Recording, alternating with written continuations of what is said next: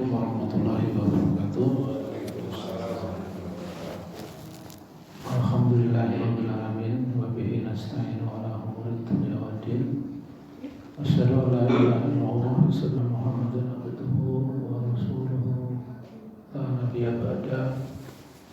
Allahumma shalli wa sallim ala sayyidina Muhammad wa ala alihi wa ashabihi ajmain. Amma ba'du. Bapak-bapak dan ibu-ibu, marilah kita awali pertemuan pada malam ini dengan membaca basmalah bersama-sama. Bismillahirrahmanirrahim. Alhamdulillahirabbil alamin. Puji syukur kita panjatkan kehadirat Allah Subhanahu wa taala. Pada malam ini kita masih diberikan nikmat oleh Allah, ya. Banyak sekali nikmat yang kita terima, ya. Sampai Allah katakan kalau kamu menghitungnya nggak akan bisa menghitung, ya. Saking banyaknya nikmatnya. Terpenting adalah nikmat kesehatan dan semangat. Tidak terasa ini sudah 10 putaran, ya. Jadi pada malam ini yang ingin kita sampaikan, ya, adalah tentang orang-orang yang memegang janjinya. Jadi kalau beberapa waktu yang lalu, ya, 1-2 minggu yang lalu, tentang orang-orang yang tergiur oleh dunia dan melepaskan janjinya, ini orang-orang yang memegang janjinya. Nah, ini saya awali dari Asbabul Surat Al-Ahzab ayat 23. Di sini dikatakan, a'udzubillahi minasyaitonir rajim. Minal mu'minin rijalun sadaqu ma'ahadullah alaihi faminhum man qada nahbahu wa minhum man yantazir wa ma baddalu tabdilan.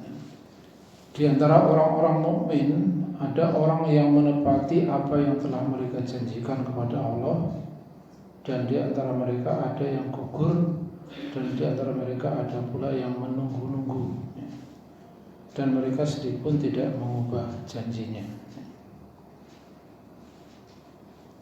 Di surat Al-Ahzab ini, ya, ada asbabun nuzul, ya. Di sini dikatakan Anas bin Malik radhiyallahu anha berkata, kedua ayat ini diturunkan berkenaan dengan pamanku Anas bin Nadhr yang tidak ikut perang Badar. Ia merasa berdosa dan berkata, aku tidak ikut berperang pertama bersama beliau. Allah akan melihat apa yang akan aku lakukan. Jadi dia itu berjanji, gitu, ya. Berjanjinya di depan orang, ya. Ya, di sini Anas bin Malik itu sahabat Nabi yang terkenal, ya. Sedikit saya cerita tentang Anas bin Malik. Jadi namanya Anas bin Malik, pasti bapaknya adalah Malik. Nah, Malik bin Nadhr itu adalah kakaknya Anas bin Nadhr yang tadi berjanji. Jadi Anas bin Nadhr ini adalah yang diceritakan di Al-Ahzab 23 ini, tentang laki-laki yang memegang janjinya. Nah, Anas bin Nadhr itu adiknya Malik bin Nadhr, ya. Malik bin Nadhr itu bapaknya Anas bin Malik, gitu. Jadi ada nadhor, ya, seseorang entah siapa punya anak namanya Anas bin Nadhr, ya, kakaknya namanya Malik bin Nadhr. Nah, Malik bin Nadhr itu menikah dengan Al-Humais binti Milhan, ya, atau yang terkenal dengan nama Ummu Sulaim, ya. Pasti terkenal itu Ummu Sulaim, ya. Terkenal atau tidak itu kalau kita punya Google ketik keluar cerita berarti dia terkenal, ya. Jadi Ummu Sulaim menikah dengan Malik bin Nadhr, lahirlah Anas bin Malik. Nah, pas Nabi pindah ke Madinah, urusan datang ini, si Ummu Sulaim ini, anaknya masih kecil, ya. masih kecil. Jadi Malik bin Nadhr itu marah ketika istri masuk Islam, bahkan anaknya kemudian masuk Islam, ya, anak kecil masuk Islam. Nah ini Malik bin Nadhr itu marah dan kabur gitu ya, kabur, diceritakan kabur ke negeri Syam ya, lari. Dan singkat cerita dia terbunuh di sana si Malik. Nah kemudian menjadilah Ummu Sulaim, ibunya Anas bin Malik ini. Ummu Sulaim ibunya Anas bin Malik ini.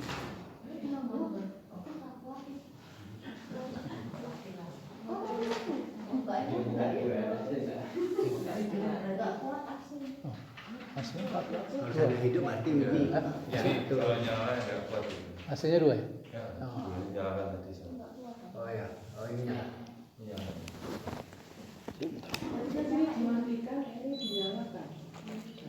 Oh ya. Nyalakan.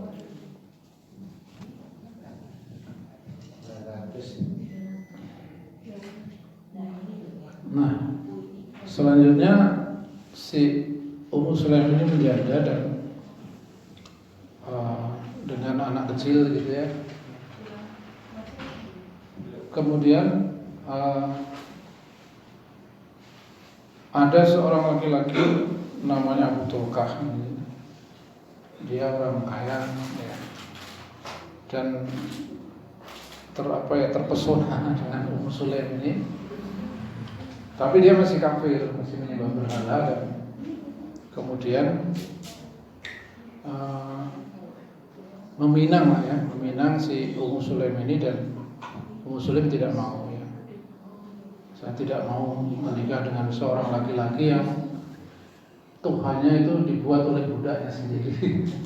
Jadi Tuhannya itu dari kayu dibuat oleh budaknya sendiri, dan kalau misalnya Tuhannya itu dibakar dia tidak bisa apa-apa. Aku nggak mau. Jadi terus kamu mintanya apa sih? Minta emas, minta harta benda, pasti saya kasih. Saya tidak minta apa-apa. Saya mau menikah dengan kamu asal kamu mau meninggalkan Tuhanmu. Gitu ya. Bagaimana caranya? Gitu ya. Kata Abu Tulkah. Ya kamu harus masuk Islam. Gitu ya.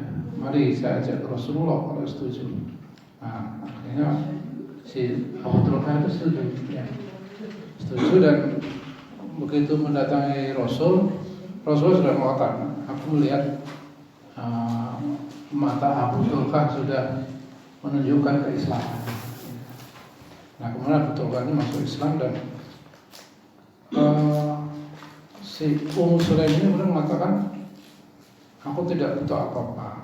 Maharmu cukup dengan Islammu. Jadi ini dikatakan wanita agung yang maharnya adalah Islam. Jadi maharnya itu seorang laki-laki masuk Islam sudah jadi mahar. Maka ini termasuk wanita yang sangat agung ya, namanya Ummu Sulaim atau ibunya Anas bin Malik ini. Dan pada satu kesempatan orang-orang pada memberi hadiah kepada Nabi. Ibu-ibu itu memberi hadiah, dia kasih makanan, kasih pakaian apa gitu. Nah, si Ummu Sulaim ini merasa papa dirinya ya, karena baru saja menjanda, baru saja menikah, belum lama dengannya. Terus dia mendatangi Nabi membawa si Anas bin Malik ini yang masih 10 tahun. Nabi, orang-orang memberi kalian apa yang mereka miliki. Saya tidak memiliki apa-apa kecuali anakku yang saya cintai ini, maka terimalah anakku. Nah, anaknya itu dihadiahkan supaya dia menjadi pembantumu ya. Maka disitulah Anas bin Malik terkenal sekali ya. Katanya ciptanya rambutnya poni gitu. Kalau jalan gini. Anas bin Malik itu 10 tahun. Itu masih awal istri gitu ya, 10 tahun. Dan siapa yang tidak terkenal, yang tidak mengenal Anas bin Malik ya. Nah, sehingga mesti kalau hadis Anas bin Malik gitu ya, karena dia menjadi pembantunya Nabi. Dan dia banyak cerita, masih kecil kan, misalnya kalau sekarang ya, Anas belikan ini gitu kan. Si Anas pas di jalan lihat temannya main, dia ikut main, lupa gitu. Terus Nabi datang, panggilnya Unes, Itu Mas nengok lagi ngapain, lagi main gitu ya. Tadi kan tak suruh beli ini. Ya, tapi Nabi tidak marah. Ya. Makanya Anas bin Malik sebagai pembantu itu selalu mengatakan Nabi itu tidak pernah ini dan itu. Artinya kalau kan kita biasanya anak itu kok ora disampuni, kok ora disai, biasanya kan kita seperti itu. Nah ini Anas bin Malik tidak begitu. Ya. Nah maka bersamalah Anas bin Malik itu selalu mendengar pagi siang malam ya, setiap waktu ya, namanya juga di satu rumah ya, dengan Nabi sampai wafatnya Nabi. Dan pernah didoain waktu kecil itu dibeli-beli, mudah-mudahan kamu nanti lapang rezekinya dan umurnya panjang ya, dan banyak anak gitu ya. Nah tercatat ketika meninggal itu umurnya 107 tahun Anas bin Malik itu ya. Dan anak cucunya itu 120. Nah, jadi cuma saya belum ketemu tuh istrinya berapa. Masih 120. Istrinya bersambung ya. 120. Dan memang kaya doanya Nabi. Nah sehingga ketika Nabi wafat itu kan beliau Anas bin Malik baru 20 tahun, masih pemuda gitu ya. Dan sehingga dia banyak menjadi bagian dari dakwah. Nah Anas bin Malik inilah yang cerita di sini ya. Pamanku Anas bin Nadir, dia namanya kalau sama-sama Anas ya. Nah, itu pernah berkata ya, bahwa aku menyesal sekali tidak ikut perang Badar ya, tapi kalau nanti ada perang lagi belum. Itu waktu ngomong itu belum ada perang Uhud gitu ya. Pokoknya nanti kalau ada perang lagi Allah akan menyaksikan apa yang akan aku lakukan gitu ya. Dan dikisahkan bahwa ketika perang Uhud itu dia lari menyerbu pasukan itu, terus ketemu salah seorang pembesar Ansor. Mau kemana Anas? Aku mencium baunya surah di Bukit Uhud gitu. Dia ke sana dan kisah singkatnya adalah setelah peperangan selesai dia itu tidak dikenali lagi ya.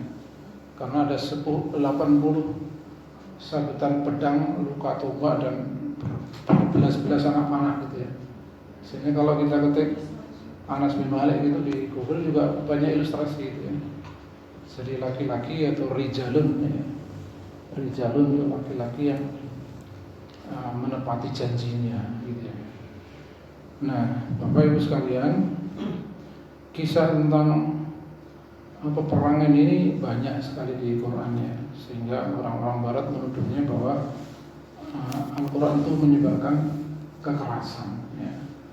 Dulu ada tokoh Belanda yang Geert Wilders ya, pernah membuat film fitnah ya. Geert Wilders itu mengatakan kalau orang Islam mau tinggal di Belanda silakan robek dulu seperti Al-Quran ya. Karena isinya cuma perang-perang dan perang gitu ya. Nah, Geert Wilders itu kemudian membuat film fitnah ya, tahun 2008 kalau nggak salah. Jadi filmnya itu pokoknya propaganda Islamophobia gitu. Jadi ada suara Qori gitu ya, Al-Anfal 60 ya. Ya, yang dikatakan di sana persiapkanlah kekuatan apa saja yang dengan itu kamu menggentarkan musuhmu dan musuh Allah. Kemudian ada WTC yang menara kembar itu ya. Menara kembar meledak, kemudian sepanjang itu ada pembunuhan-pembunuhan yang intinya si Geert Wilders ingin memberikan gambaran bahwa Islamlah yang menyebabkan seperti itu. Tapi begitu di Barat kemudian Islamophobia itu makin kencang, malah Geert Wilders itu akhirnya masuk Islam. Ya, akhirnya masuk Islam. Jadi memang seperti itu ya. Anas bin Nadir yang sedemikian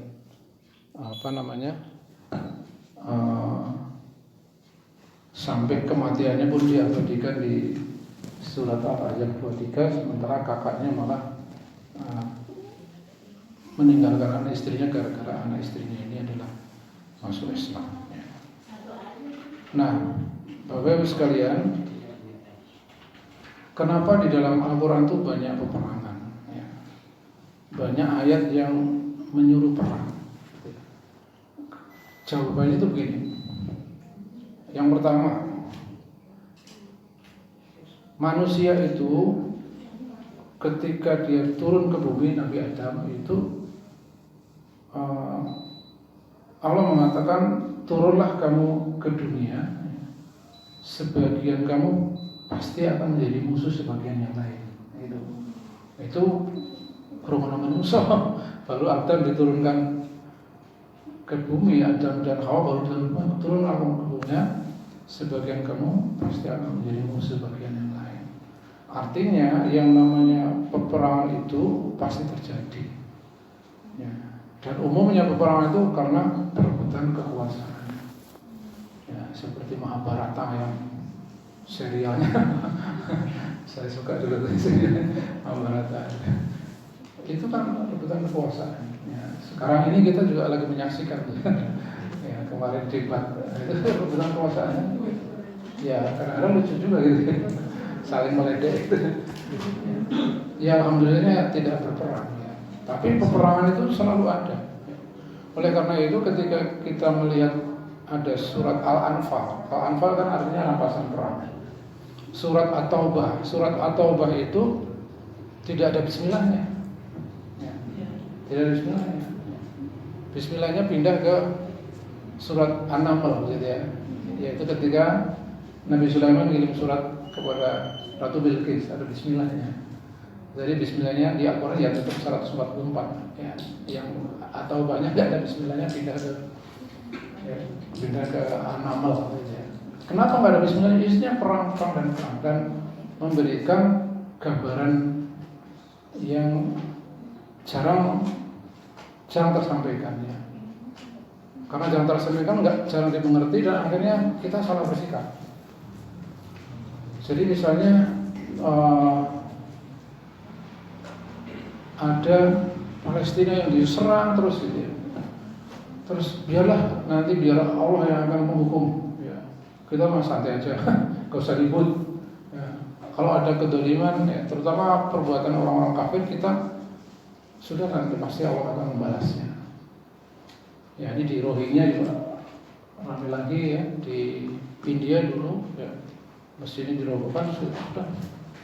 Nah, padahal sebenarnya begini Bapak Ibu, umat-umat yang dahulu itu ketika nabinya menyeru dan kemudian yang disuruh itu tidak kunjung mau menerima Islam, itu pasti ujung-ujungnya umat itu dimusnahkan.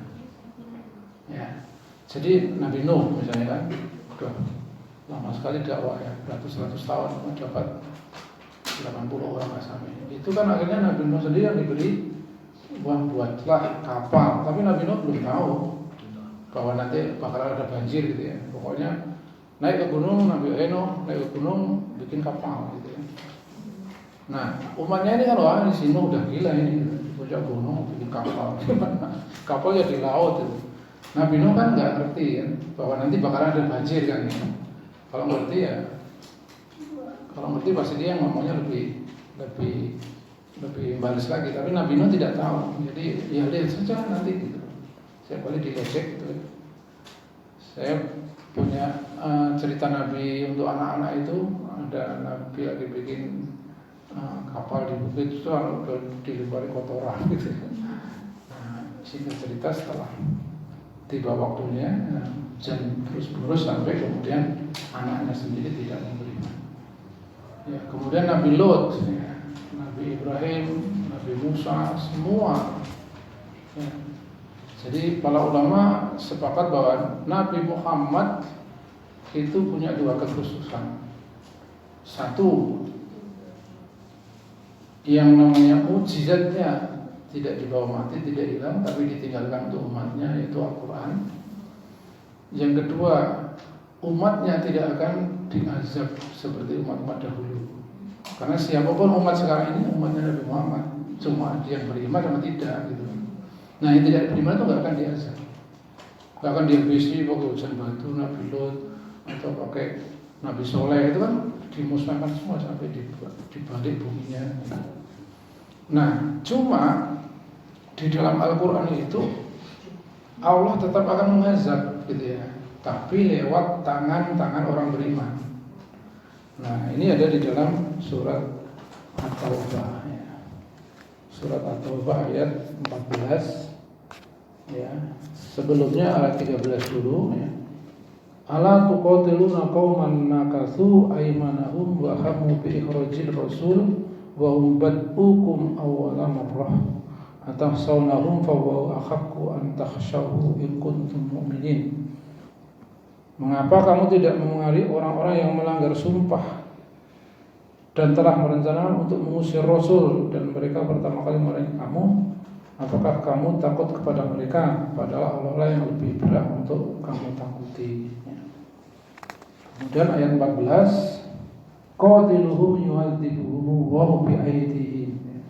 Perangilah mereka, yu'adzibuhum wa hum bi'aydihim. Niscaya Allah akan mengazab mereka melalui tangan kamu. Nah, ini. Jadi Allah tetap mengazab, tapi melalui tangan orang-orang yang beriman. Wa yukhzihim wa yansurukum alaihim wa yasfi sudur qaumin mu'minin ya. Jadi dia akan menghina mereka dan menolongmu dengan kemenangan atas mereka serta melegakan hati orang-orang yang beriman. Jadi Allah itu akan mengazab gitu ya. Nah, ini ketika terjadi perang Badar kan seperti itu ya. Ada perang-perang yang umat Islam menang gitu ya. Itu Allah mengazab mereka melalui tangan-tangan orang beriman gitu ya. Jadi kematian orang-orang kafir di dalam pasukan kafir itu adalah azab bagi mereka ya. Nah, sehingga ada satu peperangan di zaman Khalifah Utsman ya, Khalifah Utsmaniyah ya. Jadi setelah Muhammad Al-Fatih menaklukkan Konstantinopel ya, itu kan selalu Eropa itu menyerang terus gitu ya. Nah, tapi waktu itu peperangannya sudah bukan panah dan tombak ya. Panah dan tombak zaman Nabi dulu. Ya kalau kendaraannya masih ya belum. Muhammad Al-Fatih 1400 ya, belum naik mobil, belum naik tank, tapi senjatanya itu sudah meriam ya. Nah, sehingga ada namanya perang Mohek ya, dua khalifah setelah Al-Fatih. Jadi sudah ada meriam-meriam di sini di pinggir jalur ini, kemudian pasukan khalifah itu menjemput dan dia ditarik gitu, dia musuh itu mengiranya mundur lari gitu. Begitu lari meriam kanan kiri loh, habis semua. Namanya perang Mohek, M-O-H-A-C-K. Cuma saya agak lupa khalifahnya siapa, tapi cucunya Al-Fatih Allah. Nah, Muhammad Al-Fatih kan juga peperangan bukan perang Badar yang hanya 300 lawan 1000 atau perang Uhud yang hanya 1000 lawan 3000. Tapi perang menaklukkan Konstantinopel itu 250.000.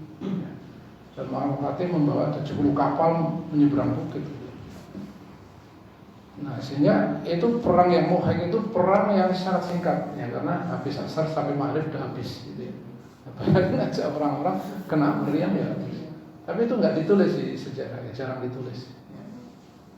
Dan banyak peperangan yang saat ini umat Islam itu tidak memenuhi janjinya gitu ya. Ini saya ambilkan sebuah surat yang memerintahkan kita berperang, memerintahkan kita berperang. Jadi surat itu sekarang tidak kita laksanakan dan kita sebenarnya berdosa ya. Berdosa. Tapi yang paling berdosa adalah para pemimpin. Jadi bunyinya di surat Al-Baqarah ayat 190, wa qatilu fi sabilillah alladzina yaqatilunakum, dan perangilah di jalan Allah orang-orang yang memerangi kamu. Nah, Israel itu sudah memerangi kamu, memerangi umat Islam. Bahkan bukan hanya badai Al-Aqsa 7 Oktober, bukan. Memeranginya sudah 948 dan memerangi sehingga petanya habis, tinggal kecil-kecil, tinggal Gaza aja.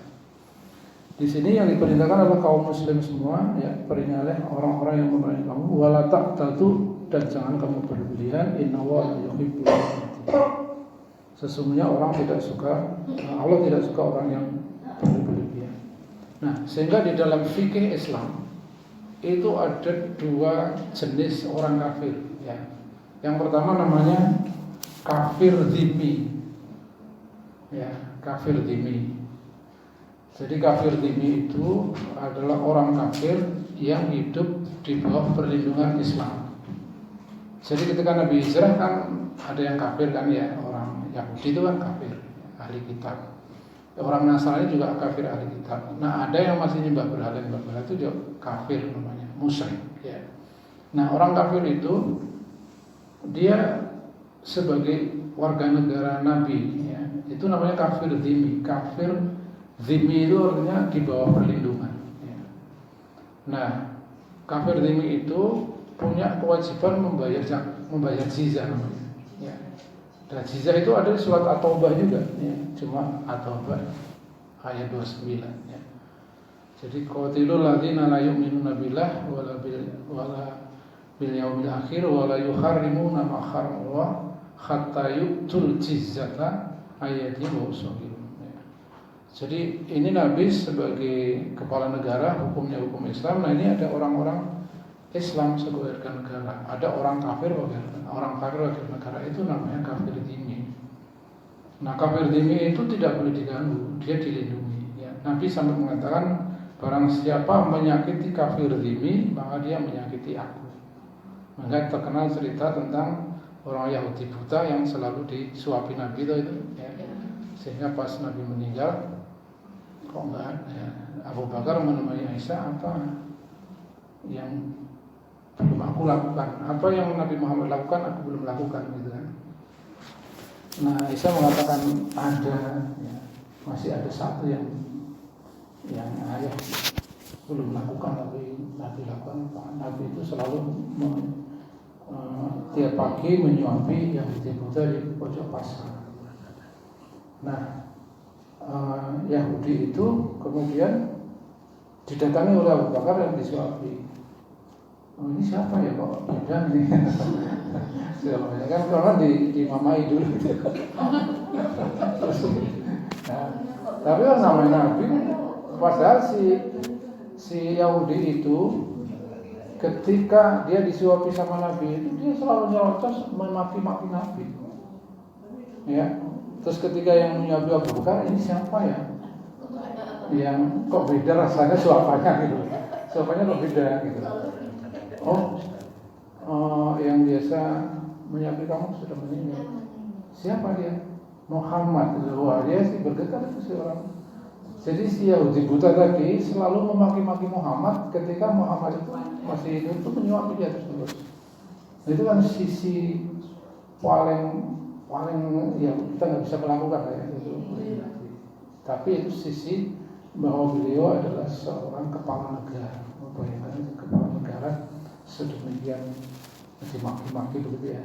Nah, kemudian baru di tengah Abu Bakar itu baru kemudian sadar. Nah, itu namanya kafir dhimmi.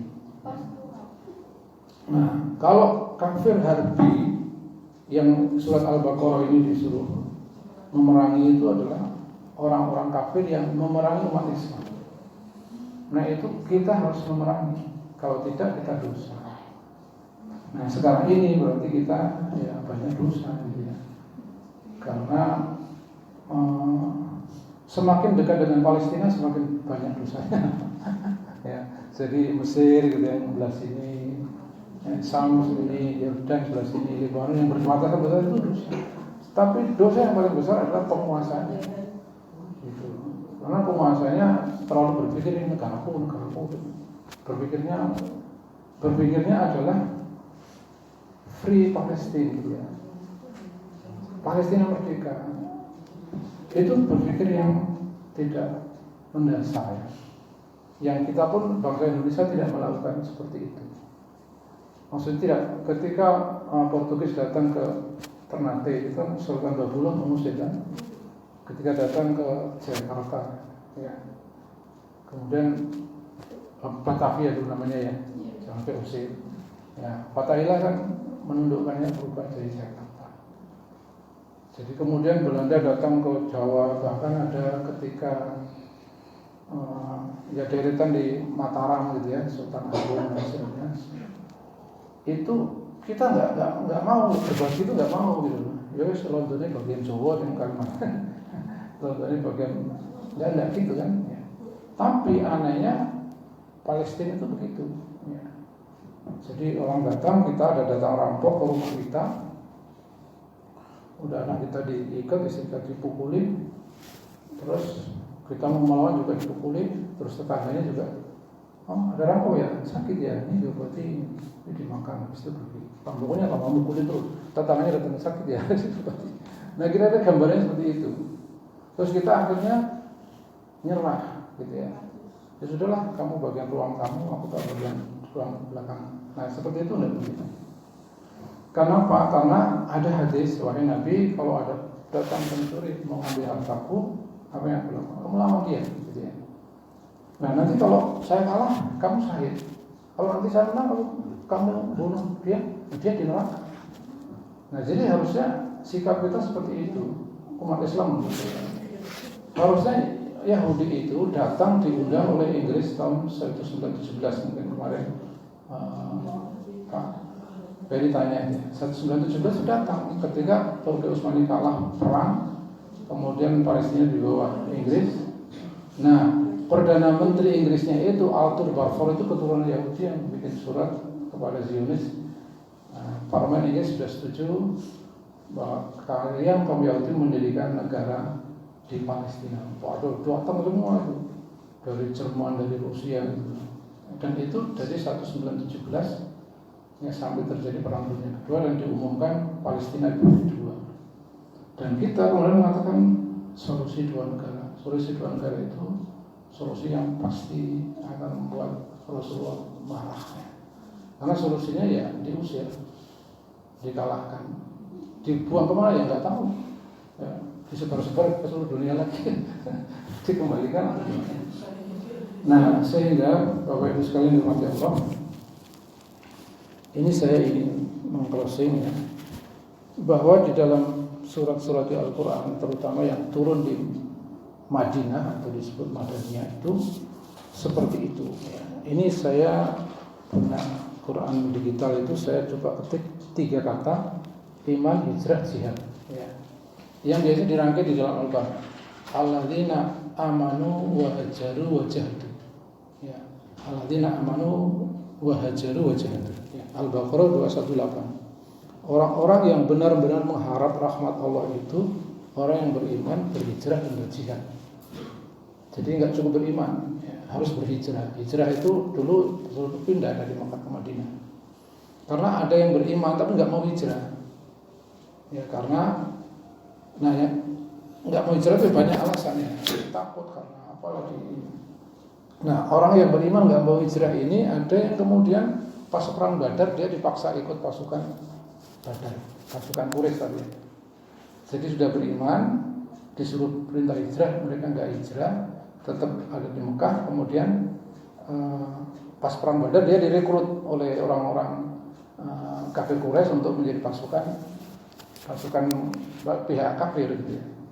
Dan kemudian terbunuh ya. Dalam sakaratul mautnya itu ada dialog antara dia dengan malaikat yang diabadikan di surat An-Nisa ya. Bagaimana kamu ini gitu ya. Nah, orang itu kemudian mengatakan kami adalah orang-orang yang tertindas di Mekah gitu ya. Dia mengatakan gitu. Terus malaikatnya apa loh? Bukankah bumi Allah itu luas? Kenapa kamu enggak ikut hijrah? Nah, ayatnya menjelaskan kemudian mereka adalah orang-orang yang balasannya neraka jahanam. Ya, jadi sudah beriman loh ini ya, cuma nggak mau hijrah. Nah, ini ayat ini sering kemudian dibawa ke hijrah yang lebih luas. Jadi sudah masuk Islam, ya. Tapi kok makanannya masih begitu, pakaiannya masih begitu, itu berarti sudah beriman belum hijrah. Hijrah kan berarti ada hijrah.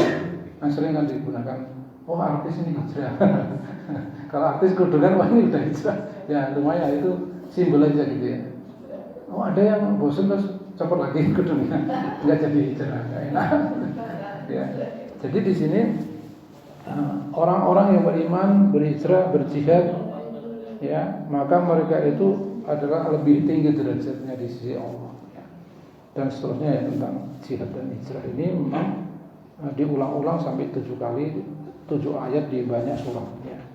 Nah, sehingga ketika amanu hajaru wajahadu, ya otomatis ketemulah dengan cerita seperti di Palestina itu. Ya.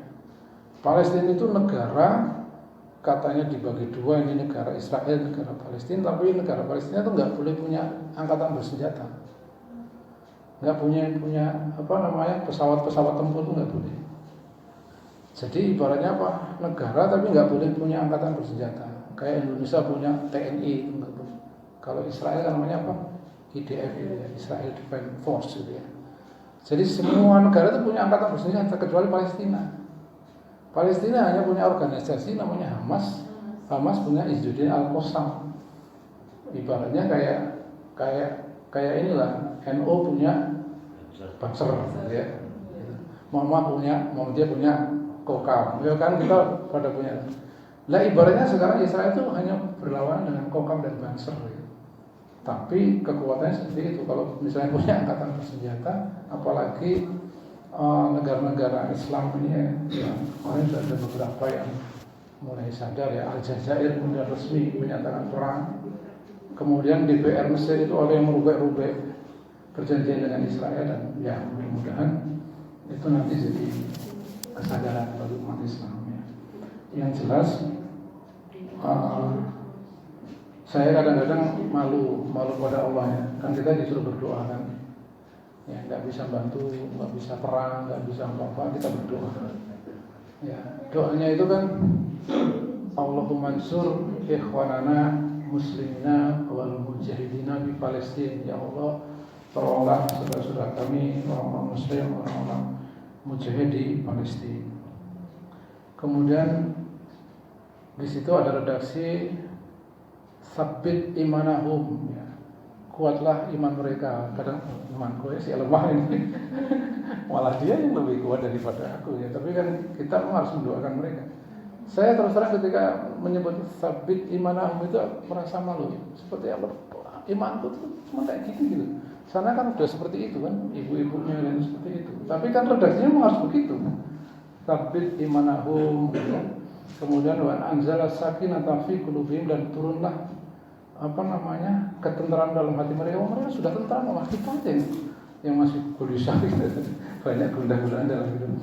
Jadi kalau kita nggak bisa apa-apa dan kita berdoa itu, biasanya saya berdoanya di kunut nazilah itu ya, di sholat tahajud, sholat witir. Nah, di kunutnya itu ada redaksi ya. Pertama saya nggak hafal juga, lama-lama baca sering ya. Redaksinya begitu ya. Jadi wansur man nasradin ya, wa ahlika kafaratul musyrikin. Kemudian ada doa yang saktit samlahum ya, hancurkan jamaah mereka, hancurkan pertahanan mereka. Selain itu kan itu memang redaksi yang sahih, artinya banyak dibaca ya. Sehingga itu kalau kita baca akan membuat kita senantiasa tersambung ke sana ya. Dan itulah yang disebut dengan orang-orang yang memegang janjinya ya. Karena sejarah Islam itu sangat panjang ya. Saya tadi sempat mencatat deretan orang-orang yang pasti Bapak Ibu pernah dengar ya. Seperti Hanafi ya, Maliki, Syafi'i, Hambali ya. Itu kan deretan orang-orang yang Nabi sudah wafat, sahabat sudah wafat ya, tabi'in sudah wafat. Ini paling ini tabi'in. Imam Hanafi itu sempat ini dengan Anas bin Malik tadi, Imam Hanafi itu 150 Hijriah ya. Nah, sehingga ini Hanafi pekerjaannya hanya ngumpulin hadis ya. Kemudian membuat fikih, dan fikih yang kita kenali sekarang ini kan kita nggak bisa baca Quran langsung begini ya. Ini mana yang disebut wajib, mana yang disebut sunnah kan nggak ada di Quran ini. Kalau setiap perintah itu pasti wajib, nanti keliru-keliru ya. Jadi dalam hukum fikih yang dibuat oleh 4 mazhab itu yang namanya perintah belum tentu wajib. Ya, yang namanya berita belum tentu itu bukan kewajiban gitu ya. Sehingga ada kaidah sebuah perintah itu akan menjadi wajib kalau ada ancamannya. Ancaman hukuman itu jadi perintah itu jatuhnya wajib. Sebuah larangan kalau ada ancaman itu jadi haram. Jadi misalnya perintah enggak ada ancaman. Wahai orang-orang beriman, kalau kamu datang ke masjid, gunakanlah pakaian yang bagus-bagus.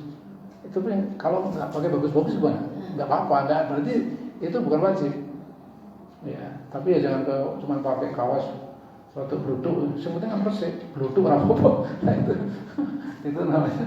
Ya tetap, ya kalaupun nggak baru gitu nggak apa-apa. Tapi itu contoh bahwa kalimatnya perintah ya. Wahai orang yang beriman, ketika mendatangi masjid gunakanlah pakaian yang bagus-bagus. Tapi itu nggak ada ini ya, nggak ada ancamannya.